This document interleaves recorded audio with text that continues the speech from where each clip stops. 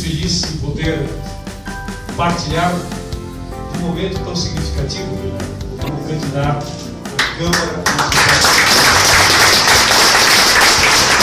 de Nós teremos lá de teu irmão, como tu chama, meu querido amigo Vilela, dando esta qualidade que nós queremos que a Câmara nos possa. Nós temos um candidato fantástico.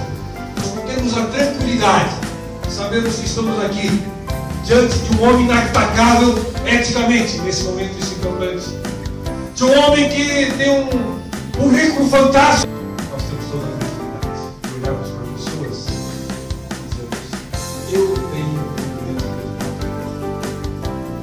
a tranquilidade de poder oferecer a vocês que não o conhecem pessoalmente, um nome que certamente vai orgulhá-los nos próximos 4 anos e que muito vai contribuir para que a nossa cidade continue crescendo, melhorando, principalmente para as pessoas que mais precisam.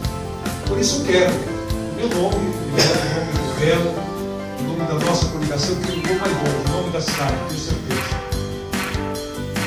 Pela seriedade que nós temos que dar à Câmara de Vereadores, sem dúvida nenhuma, eleger Guilherme Socia Girão. Experiência, vote na competência, pra Porto Alegre se tornar mais bela. Vereador tem que ser Vilela.